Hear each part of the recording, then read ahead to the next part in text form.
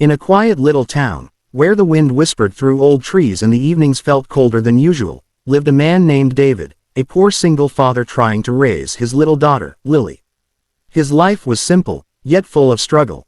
Every morning, he woke up before sunrise, prepared breakfast with whatever little he had, packed Lily's school lunch, and then went off to work at a small car repair shop.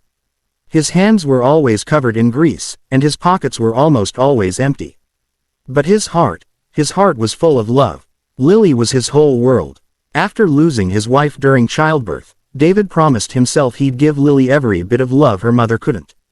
Together, they shared laughter, cheers, and countless dreams, even though their reality was often harsh.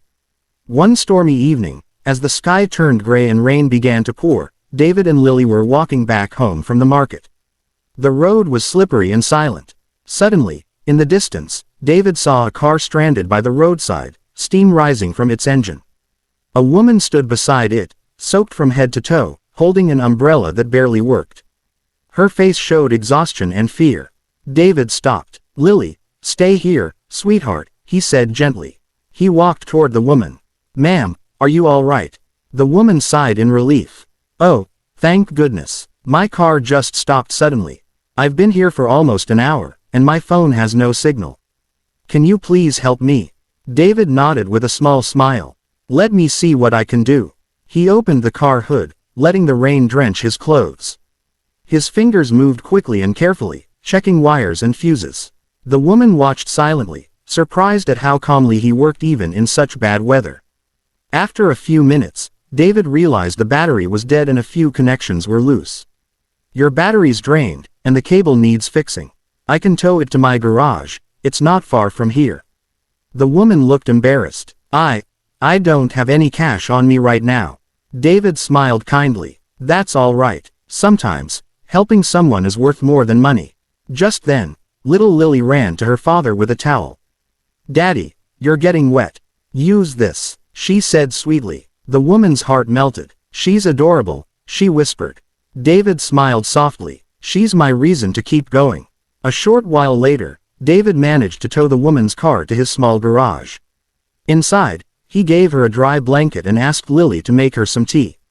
The woman, whose name was Sarah, looked around the modest space, tools on the wall, a few photos of Lily and David taped near the desk, and a small heater humming quietly.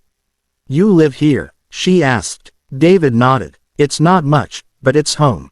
Sarah could tell that he didn't have much money, yet he was still helping her selflessly.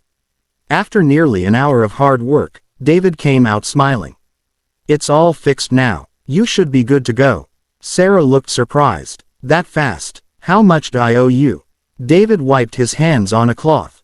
"Nothing at all. Just get home safely." She was taken aback. "Please, at least let me pay for your time." David shook his head. "Ma'am, I believe kindness always comes back in some way. Maybe someday, help someone else who needs it. That'll be enough." Sarah's eyes filled with tears. "Thank you. You don't know what this means to me." She left that night, her heart heavy, but for the first time in months, she felt something she thought she had lost: hope. Days passed. David continued his work, struggling to make ends meet but never losing his smile. Then one morning, as he arrived at his garage, he noticed a shiny black car parked outside. A well-dressed man stepped out and approached him. "Are you Mr. David Miller?" the man asked. "Yes, that's me," David replied, confused. The man handed him a sealed envelope. "This is from Ms. Sarah Thompson." David opened it slowly. Inside was a handwritten letter. "Dear David, that night, you didn't just fix my car, you fixed my heart. I was driving to a place where I thought my pain would end forever. I had lost everything: my husband, my career, my will to live. But your kindness, your quiet strength, reminded me that goodness still exists. I am the owner of an automobile company, and I want to offer you something, not as repayment but as gratitude. You now have a new job at my company, with a house for you and Lily. The car outside is yours. You deserve a better life." David's hands trembled as he read the letter. Tears rolled down his cheeks. He looked at Lily, who was standing beside him with her innocent smile, and hugged her tightly. From that day forward, everything changed. David started working at Sarah's company. He finally earned enough to give Lily the childhood she deserved, a warm bed, good food, and a future filled with possibilities. But even after life improved, David remained the same humble man. He often told Lily, "Money can buy comfort, but kindness gives meaning." Months later, Sarah visited them. She brought gifts for Lily and shared dinner with them in their new home.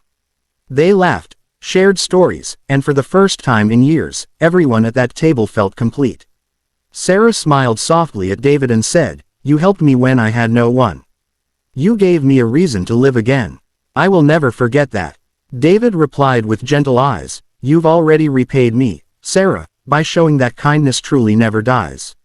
Outside, the rain began to fall once again, just like that night when two strangers met by chance. But this time, it wasn't a storm of despair. It was a rain of gratitude, washing away the pain of the past and giving birth to a new beginning.